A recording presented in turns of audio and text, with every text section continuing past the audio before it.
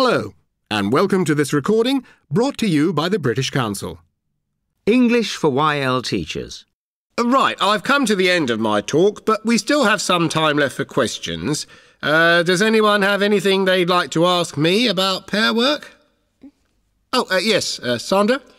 Well, I like the idea of doing pair work, but sometimes it's difficult knowing how to organise it, who to put with whom. Yes, this is very true. But there are lots of ways to deal with this. The best way is to choose pairs at random. So let's imagine you have 14 students in your class. First you get them all to stand up. Then you walk around pointing and giving students a number. Say things like, you're number 1, Anna, you're number 2. When each student has a number, they sit down. You do this until you have given out the numbers 1 to 7. Then start again. So you end up with 2 number 1s, 2 number 2s, and then you just say, find your partner. That'll be the person with the same number. And what about who goes first? When I do pair work activities, nobody ever wants to start to be first. Yes, this is typical too.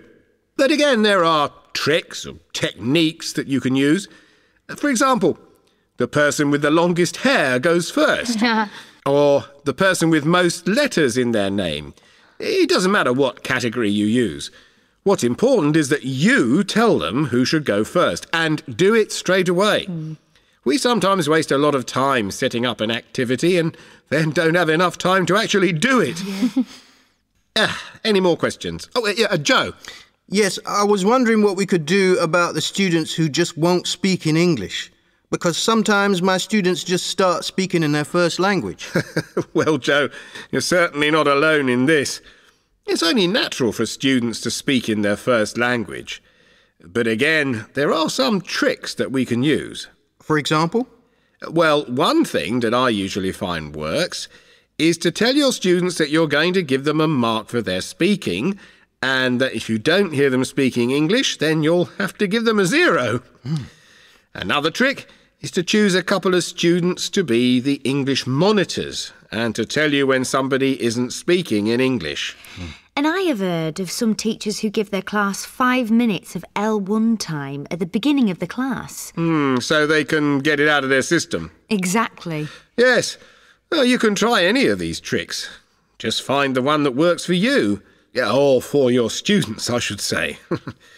Now, if there are no more questions, I really think it's time to finish. Thank you.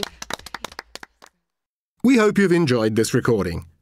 To find out more about the British Council and the services we offer, contact your local British Council office or go to www.britishcouncil.org. Bye for now. Hello, and welcome to this recording brought to you by the British Council. Hello.